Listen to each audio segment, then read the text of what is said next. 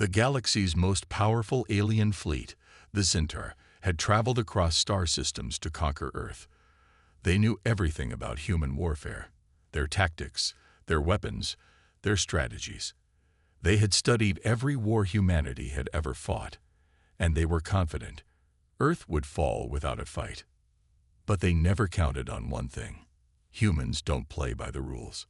As the Centaur warships descended on Earth, their leader, Commander Trixer, stood at the bridge, watching Earth's cities appear on the display. "Prepare for a swift conquest," he ordered with a sneer. "Let's show them how a real army fights." The first wave of Centaur ships unleashed their powerful weapons, destroying buildings, tearing apart human defenses. But as they prepared for the next phase of the invasion, something unexpected happened. The human military didn't wait to be defeated. They didn't follow traditional battle strategies. They broke all the rules. A single human warship shot through the sky, darting at impossible speeds, weaving between enemy fire. The Centaur fired every weapon they had, but every shot missed. The human warship wasn't running. It wasn't retreating. It wasn't following the usual military protocols. Instead, it launched a counterstrike that the Centaur couldn't even comprehend. No warning, no strategy, just raw aggression and chaos. "What is this madness?" Trixer growled as the human warship fired again, striking a direct hit on one of the Centaur ships. The craft exploded in a shower of sparks and fire. One of his officers nervously turned to him. "Commander, the humans are using unconventional tactics. They don't follow any strategy we've ever seen. It's unpredictable." Trixer clenched his fists, his eyes narrowing. "They're not following the rules. But that's exactly why they'll lose." Yet, as the Centaur ships continued their assault, the humans only seemed to get more creative. Human fighters swooped in, attacking from all angles, using every trick in the book. But the humans weren't just fighting with their weapons. They were fighting with their minds. They were learning, adapting, thinking outside the box at every turn. "They're not fighting like soldiers," another officer said in disbelief. "They're fighting like animals. They don't care about strategy. They just fight to win." The Centaur fleet struggled to adapt. Their years of advanced tactics couldn't keep up with the sheer unpredictability of humanity's approach. The Centaur relied on precision, on following the rules. But humans? They didn't care about rules. And that was their greatest strength. With every ship they destroyed, with every unexpected move they made, humanity proved something crucial. The rules didn't matter. In war, survival was all that mattered, and humans would stop at nothing to win. "Commander, we're losing," one of the officers shouted. Trixer's face twisted with rage and frustration. "No, we can't lose. This is impossible. We are the superior species." But as the Centaur fleet turned tail and began to retreat, Trixer realized something. He had underestimated the humans, the very thing he had relied on. Rules, order, precision was their weakness. The humans had no such restraints. They fought with passion, unpredictability, and sheer determination. The Centaur had never faced anything like it. And that was why humans never lost. They didn't need rules to win. They just needed to fight. Dr. Kalo sat in his dimly lit lab, the small, human child asleep in the corner. The child had been quiet for hours, and Kalo couldn't help but watch the tiny creature with a sense of wonder and growing concern. It was such an innocent thing, nothing more than a baby from Earth. How had it ended up in Zorethian hands? How had it come to be here, in a world so far from its own? He ran a hand through his dark hair, feeling the weight of the decision before him. This mistake could unravel everything. Commander Zana had been clear earlier in her transmission. "You must fix this mistake now, Kalo. The longer you wait, the worse it will get." Her voice had been cold, almost mechanical. She was always logical, always calculating. But Kalo knew that her words carried a deeper meaning. The child was not just an innocent mistake. It was a risk, a threat to everything the Zorethians had worked for. If the higher council found out, if the other scientists discovered what had happened, there would be consequences far worse than anyone could imagine. And yet, Kalo found it hard to treat the child as a mere pawn in the politics of his people. It was just a baby after all. As Kalo sat there, the soft hum of the lab equipment filled the air, but his mind was elsewhere. He couldn't help but feel a pang of guilt. How had this happened? It was supposed to be a simple experiment. The Zorethians had been exploring distant planets, collecting data on the various species they had encountered. But something had gone wrong. A mistake in the coordinates, a malfunction in the teleportation device. Whatever the cause, the result was clear. The child had been brought here, to Zoreth, from a distant, unknown planet called Earth. But what if it wasn't just a mistake? Kalo thought about the strange way the child's presence seemed to affect the surrounding environment. At first, it had been minor, just a slight flicker in the lab's power systems, an unexplainable glitch in the data feeds. But now, things were beginning to escalate. The technology of Zoreth was starting to fail in ways Kalo couldn't explain. The child's DNA, although similar to the Zorethians, had a unique structure that interfered with their advanced systems. It was as though the child was disrupting the natural order of things, turning their peaceful, technologically advanced society into something fragile. Kalo's heart raced at the thought. Suddenly, the door to the lab slid open, and Commander Zana stepped inside, her sharp gaze immediately locking onto the child. She looked concerned, but also resolute, her footsteps echoing, as she crossed the room toward Kalo. "Has anything changed?" she asked, her voice steady but tinged with worry. Kalo didn't immediately respond. He stood up and walked to the small cot where the child slept. He looked down at the tiny, fragile human, still unaware of the storm that was brewing around it. For a moment, Kalo's heart softened. The child's tiny chest rose and fell with each breath. It was peaceful, innocent, and completely unaware of the danger it was in. He felt a strange bond to it, one that made him question everything he knew about his people, about his duty. "The technology is still malfunctioning," Kalo said at last, turning to face Zana. "The systems are becoming unstable. I don't know how to stop it." Zana's expression darkened. "We have to get rid of it," she said, her voice sharp and direct. "The Council will not tolerate this any longer. The child's presence is a direct threat to the stability of our entire society. If the higher council finds out, it could mean our downfall." Kalo felt his stomach twist at the thought. He had always respected Commander Zana, but her cold pragmatism now felt like a betrayal. She had always been about the survival of their species, but Kalo was starting to see the cracks in that philosophy. The Zorethians had always prided themselves on their intelligence and their peaceful nature, but now they were faced with a situation where their own actions could lead to destruction. "I don't know if we can just send it back," Kalo said slowly, his voice barely a whisper. "It's a child. It doesn't deserve to be discarded like this." Zana's eyes narrowed. "And what about the rest of us, Kalo? What about the millions of lives that could be at risk if we don't act now?" She stepped closer to him, her tone softening slightly but still firm. "You know what will happen if the Council finds out. They'll see the child as a threat, not a blessing. We have no choice. We must act quickly before it's too late." Kalo felt the weight of her words, but the image of the child's tiny face, peaceful and innocent, kept him from fully agreeing. He couldn't just send it away. He couldn't just forget the child, as though it didn't matter. "There must be another way," Kalo insisted, his voice growing more desperate. "There has to be. We can't just erase this mistake. We've brought this child into our world. We owe it more than that." Zana looked at him for a long moment, as if weighing his words. Finally, she let out a long breath and turned away, pacing back and forth. "You know, Kalo, I understand your compassion. But we are scientists. We are supposed to be logical. You are not seeing the bigger picture. The longer we wait, the more damage we do to ourselves and to the child.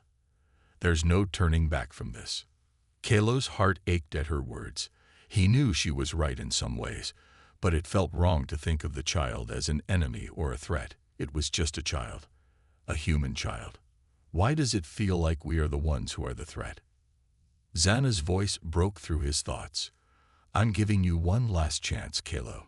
You can either send the child back to its planet, or you can face the consequences.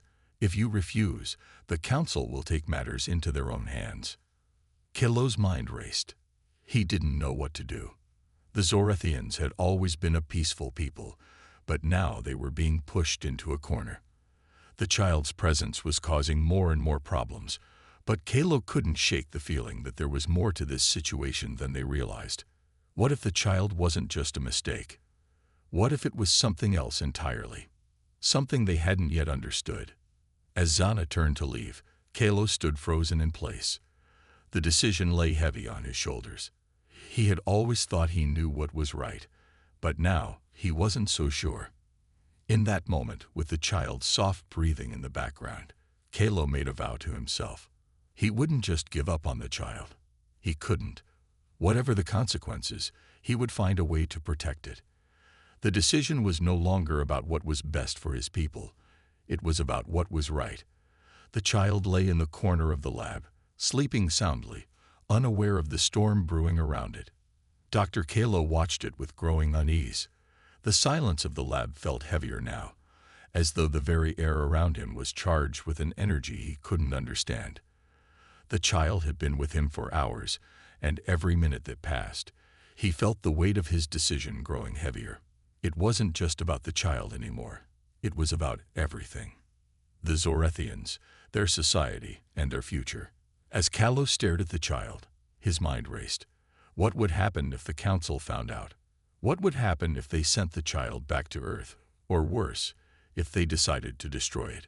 The implications were vast, and none of them seemed good. Kalo had been raised to think logically, to put the survival of his people first. He had been trained to be pragmatic.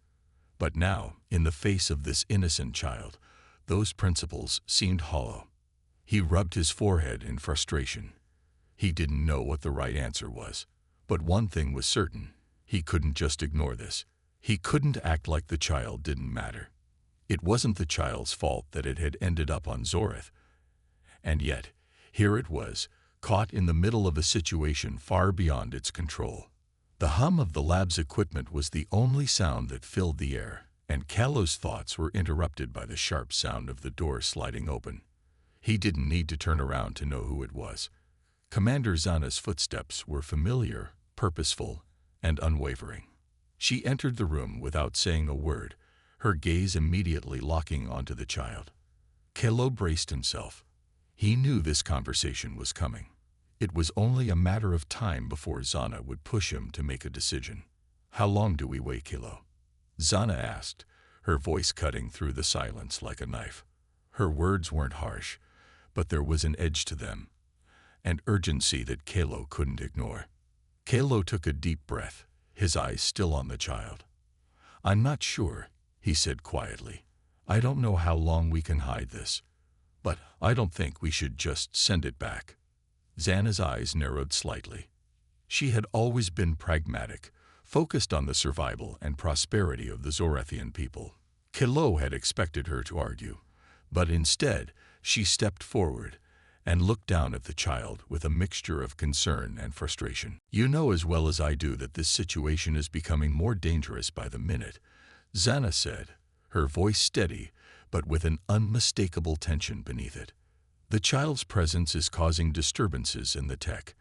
Our systems are malfunctioning. Our energy sources are unstable. We cannot continue to ignore it. This isn't just about the child, Kalo. This is about the future of our people. Kalo felt a pang in his chest. He knew Xana was right. The Zorathians were a peaceful and advanced species, but their society was built on stability. Any disruption could have far-reaching consequences, and the child was the source of that disruption. But to just let it go, to send it back to Earth, seemed wrong. I understand the consequences, Kalo said, his voice low. But we can't treat it like a problem to be solved, Xana. It's a living being. A child. Xana's expression softened, but only for a moment. She didn't look at him with anger. Instead, there was something almost sad in her gaze. I know you care about it, Halo. But sometimes, doing what's right for one means making a hard choice for the many. If the council finds out about this, they won't hesitate. They'll see the child as a threat, and they won't waste time trying to find a solution. They'll eliminate it. And if they think we're involved, we'll be next. The weight of her words hung heavily in the air. Caleb knew she wasn't wrong. The council had always been ruthless when it came to preserving their way of life. They had no tolerance for anything that could destabilize their society. The child, innocent though it was a potential threat to everything the Zorathians had built. And Xana, ever the realist, was trying to make him see that the risks were too high.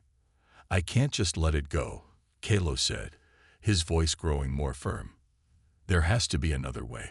We don't know enough about the child's abilities or why it's causing these disruptions.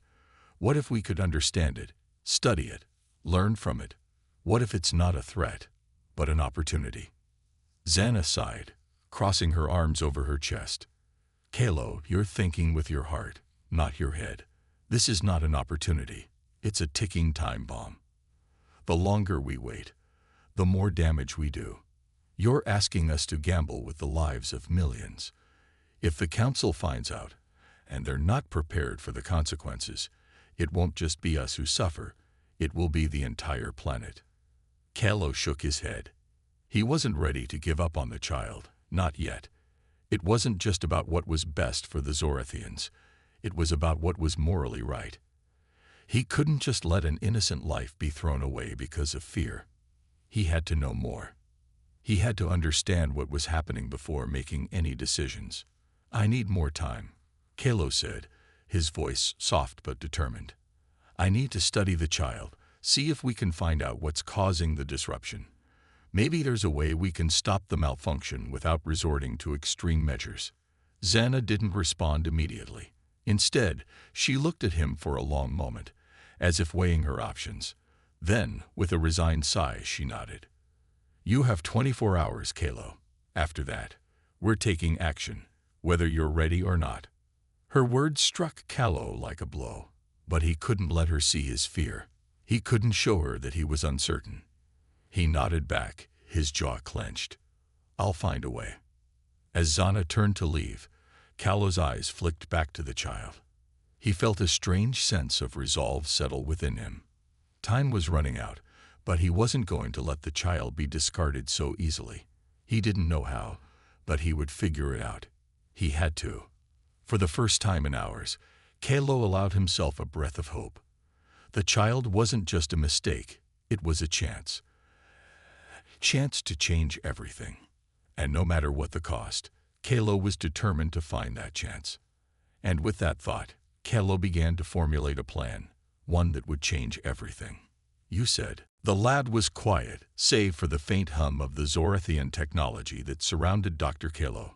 It was a stark contrast to the chaos brewing outside. He sat at his desk, surrounded by data screens and scans, all of them showing the same thing. The child's presence was causing unprecedented disturbances in their systems. The energy levels were fluctuating, their most advanced machines were malfunctioning, and the environmental controls were unstable. Kalo had tried everything he could think of to isolate the problem, but nothing worked. The more he studied the child, the more he realized that it was something far beyond his understanding. The child was unique, that much was clear. Its DNA, though similar to the Zorathian species in many ways, was unlike anything they had encountered. It wasn't just the biological differences that troubled Kalo. It was the way the child seemed to interact with their technology. Every time the child was in proximity to the machines, something would go wrong.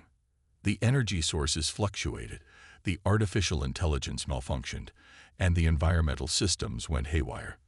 The child was somehow connected to it all, and Kalo couldn't figure out why. He stood up and paced the room, his mind racing. What was the child's true nature? Was it some kind of weapon? Some form of alien intelligence sent to infiltrate their society? Or was it merely a child from another world, caught up in something far beyond its control? Kalo couldn't shake the feeling that there was something deeper at play here, something he had yet to uncover.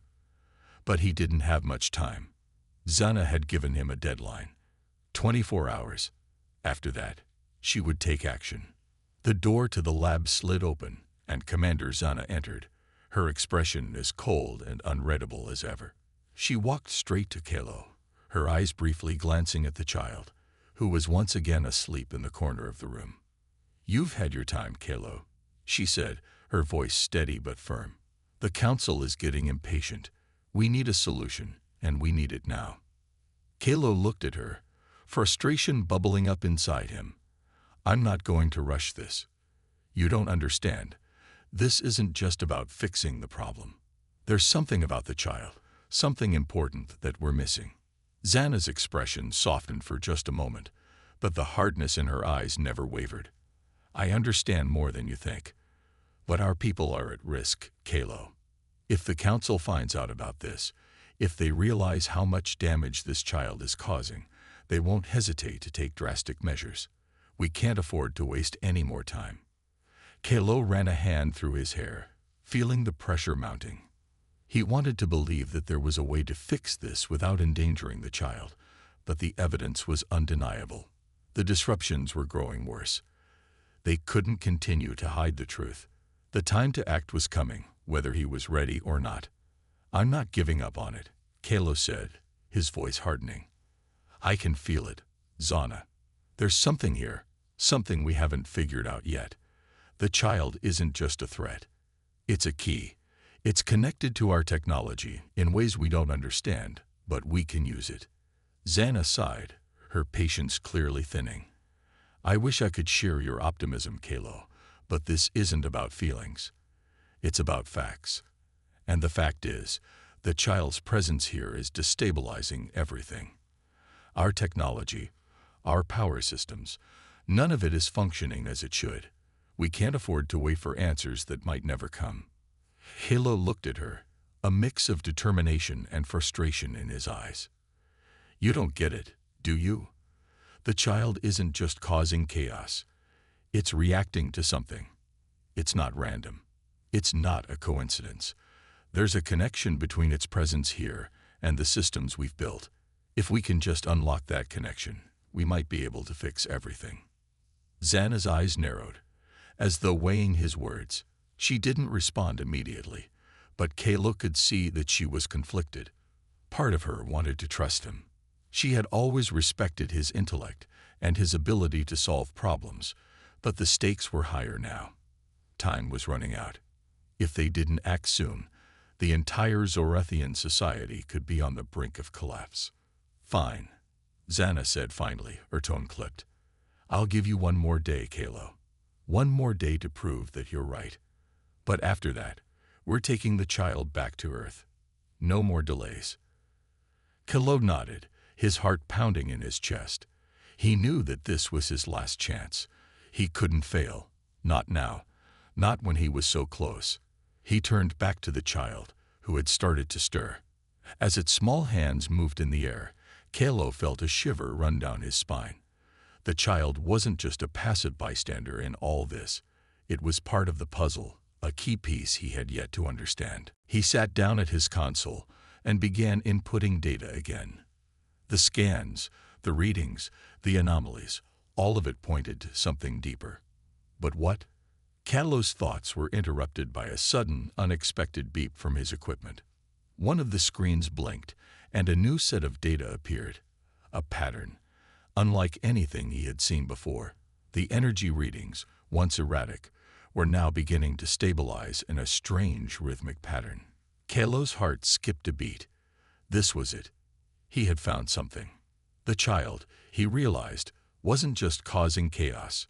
It was syncing with the systems, almost as if it were trying to communicate with them. The pattern on the screen was too precise to be random. It was as though the child's presence was influencing the very fabric of Zorathian technology, creating a feedback loop that no one had anticipated. Kalo's mind raced as he tried to process the implications of this discovery.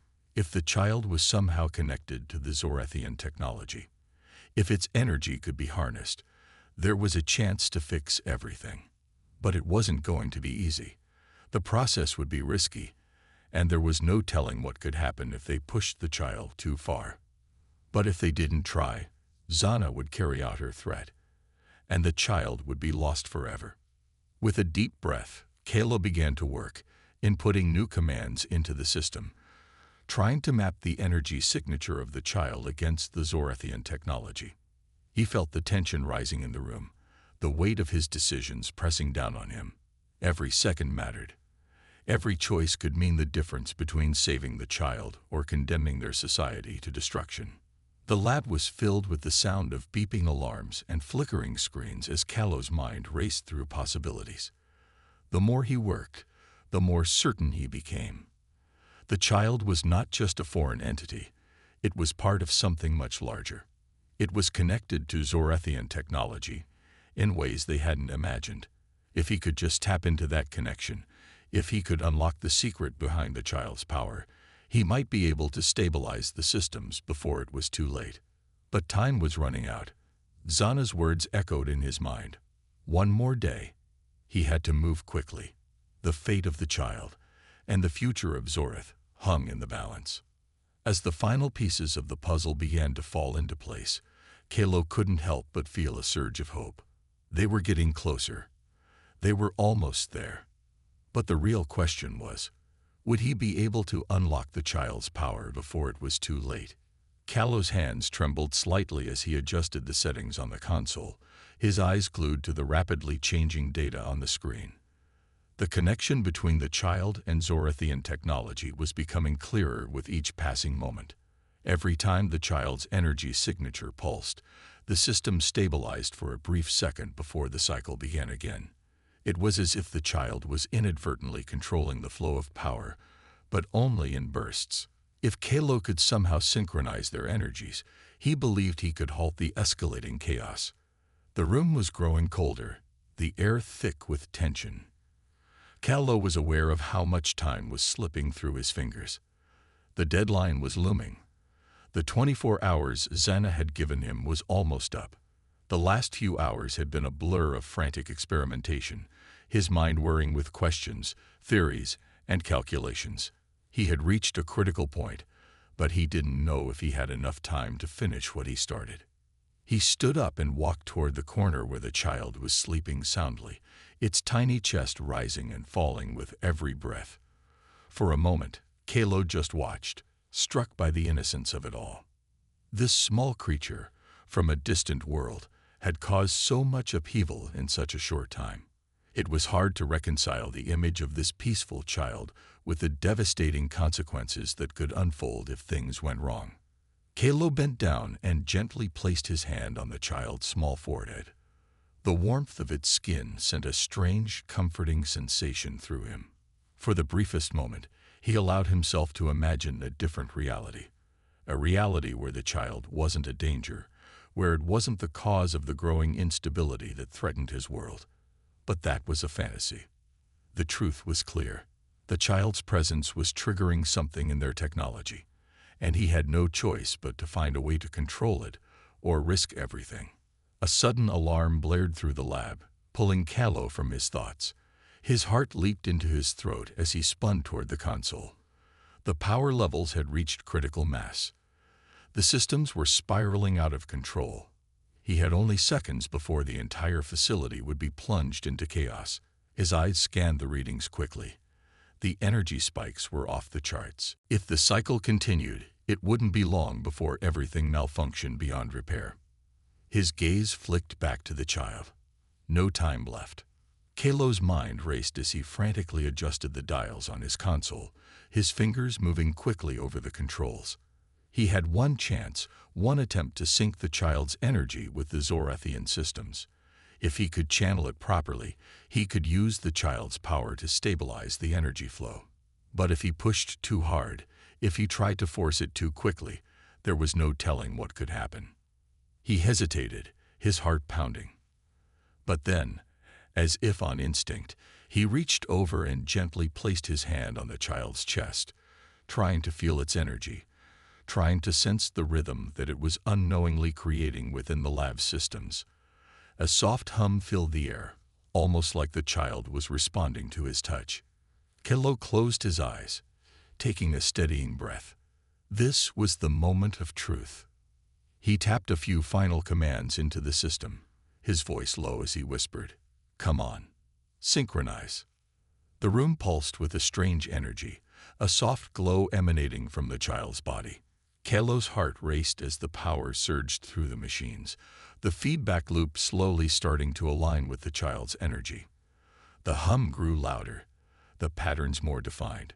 It was working. Kelo could feel the systems shifting, realigning, and stabilizing in ways he hadn't thought possible. The power levels began to dip back into safe ranges, the erratic fluctuations slowing down. He held his breath as the energy began to settle into a rhythmic pulse, each beat synchronized with the child's own energy. Kelo felt a strange warmth spread through his chest, the lab's hum now matching the child's own heartbeat. He looked at the child, its face serene, unaware of the monumental change it had just triggered. For a moment, everything was still. The systems were stable. The power was balanced. Kelo stood there, his hand still resting gently on the child's chest, his mind spinning with the possibilities. The child had done it. It had somehow connected to the technology on a level no one had anticipated, and in doing so, it had saved the lab, and perhaps Zorath itself. But before he could allow himself a moment of relief, the door to the lab slid open with a hiss. Kelo turned, his stomach dropping as he saw Commander Zana walk in, her face a mask of impatience. She didn't wait for him to speak. "Well," she asked, her voice cold and demanding, "have you fixed it? Are the systems stable?" Kelo looked back at the console, where the data now showed steady, controlled energy readings. He exhaled, a breath he hadn't realized he'd been holding. "Yes," he said, his voice hoarse. "It's working. The child, it's connected to our technology. I was able to sync its energy with the systems. The power levels are stable again." Xana's expression remained unreadable, but Kelo could see the faintest flicker of relief in her eyes. "You're certain?" Kelo nodded, stepping away from the console. "I'm certain. The disruptions are gone. The systems are functioning normally." Xana stepped closer to the child, eyeing it with an unreadable expression. For a long moment, she didn't say anything. Then, slowly, she turned back to Kelo. "You've done it. You've saved us from disaster." Kelo couldn't help but feel a sense of accomplishment, but there was no time for celebration. He knew that Xana was not someone who allowed sentiment to cloud judgment. She had a duty to the Zorathian people, and it wasn't over yet. "But this doesn't change anything," Xana said, her voice quieter, but still resolute. "The child may have solved our immediate problem, but we still don't know what it truly is. We still don't understand how it works. You've bought us time, Kelo. But after that time is up, the Council will want answers, and they'll want more than just stability. They'll want to know what this child means for the future of our people." Kelo nodded, his mind already racing ahead to the questions that Xana was hinting at. He knew she was right. They had only scratched the surface of what the child could mean for Zorath. The Council would demand answers, and the child's future was uncertain. But Kelo couldn't help the flicker of hope that had started to burn inside him. The child wasn't just a threat, as Xana had feared. It was a potential. A link between two worlds, one he had only just begun to understand. And no matter what happened next, Kelo was determined to protect it. For the first time in what felt like days, he allowed himself a small, hopeful smile. The fight was far from over, but they had taken the first step toward unlocking the mystery of the child and of their future. Now, it was only a matter of time before they found out what the child truly meant for Zorath. Kelo stood in the center of the lab, the hum of the equipment now steady and almost soothing, a sharp contrast to the chaos that had consumed the last several hours. Xana had left, her mind undoubtedly turning over the implications of what Kelo had just accomplished. but her parting words still lingered in the air. "You've bought us time, but the Council won't be satisfied with stability alone." Kalo glanced over at the child, still lying quietly in the corner, unaware of the monumental changes it had set in motion. The child had inadvertently saved them from disaster, sensing its energy with Zorathian technology, stabilizing power grids, and calming the chaos that had nearly torn apart their systems. But as much as Kalo wanted to believe that this was a simple solution, he knew better. This was only the beginning. The door slid open again, and this time it was not Zana who entered, but another figure, Dr. Rylus, a fellow scientist and one of Kalo's oldest colleagues. Rylus had been involved in studying extraterrestrial phenomena for years, and while Kalo trusted him, Rylus was also known for being practical, often to the point of being ruthlessly objective. If anyone would question the significance of the child, it would be him. "What have you done, Kalo?" Rylus asked, his voice low but laced with urgency. Kalo didn't flinch. He knew Rylus was only trying to understand, to assess the situation. He turned to face him, his expression serious. "I've stabilized the systems. The child's energy signature, whatever it is, has synced with our technology. The disruptions have stopped." Rylus's brow furrowed, and he looked at the child. "That's not what I meant. You've made a dangerous decision, Kalo. We don't know what that child is, or what it can do. You've connected it to our systems without fully understanding its nature. What if it's a ticking time bomb?" Kalo's pulse quickened. The question echoed in his mind, and it was the one he hadn't dared to voice out loud. What if the child wasn't just a solution, but the beginning of something far more dangerous? But he couldn't back down now. He had seen the potential in the child's abilities, seen it firsthand as the child's presence had calmed their technology and stabilized the systems. He couldn't let fear cloud what they had achieved. "I understand your concern," Kalo said, his voice calm but firm. "But I believe the child's energy can be harnessed. If we can study it further, we might be able to learn how to control it, use it to benefit Zorath." Rylus shook his head, his tone growing more insistent. "You're playing with forces you don't fully understand. If this child is somehow linked to Zorathian technology in a way we can't predict, then we're already in danger. This harnessing you talk about could have unintended consequences. You've stabilized things for now, but what about the future?" Kalo's eyes lingered on the child, the small form still curled up in the corner. He couldn't bring himself to see it as a threat, not after everything it had done to help. There had to be a way forward that didn't involve destruction or fear. "I don't have all the answers yet," Kalo admitted. "But I believe this child is key to understanding something much larger. Its presence here isn't a random accident. It's part of something bigger than us, something that could change the course of our future. We have to study it, learn from it. I won't let fear decide its fate." Rylus studied him for a moment, and Kalo could see the uncertainty flickering in his colleague's eyes. Rylus was a man of logic, of caution, but he was also a scientist, and deep down, Kalo knew that Rylus couldn't ignore the potential of this discovery, either. "Then you'd better hope you're right," Rylus finally said, his voice resigned, but not without a trace of respect. "Because if the Council finds out about this, we won't have a choice." The words hung in the air as the two men exchanged a knowing glance. The Council was not known for their patience. They ruled with an iron fist, and if they saw the child as a threat, they wouldn't hesitate to take extreme measures. Kalo knew this.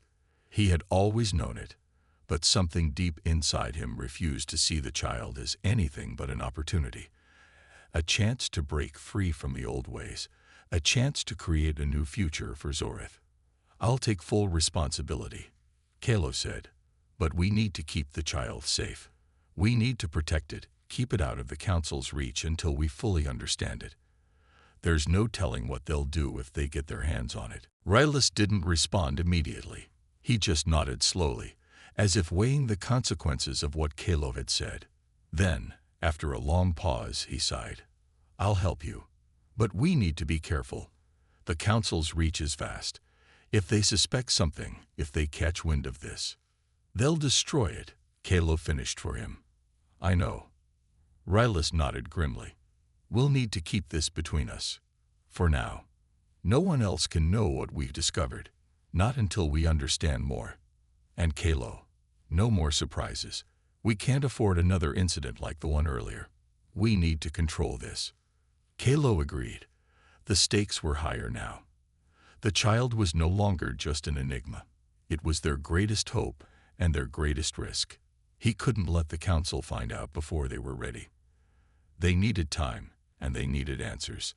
As Rylus turned to leave, Kalo walked back to the child, his gaze fixed on it once more. Despite the risks, despite the uncertainties, Kalo was more certain than ever that this was the way forward. The child wasn't the problem. The problem was the way they had always viewed their world.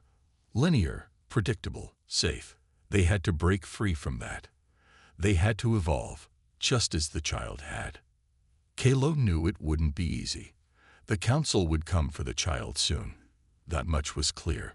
But for now, they had time, and that was enough. He would find the answers. He would uncover the truth of the child, of the connection between it and their technology. And no matter what the cost, he would make sure the child was protected. As the doors to the lab closed behind him, Kalo felt a new sense of resolve settle within him. The road ahead would be perilous, but he wasn't alone. He had Rylus by his side, and together they would uncover the mysteries that could shape the future of Zoreth. They had a chance, one that for the first time in a long time felt like it could lead to something truly new. And he wouldn't waste it.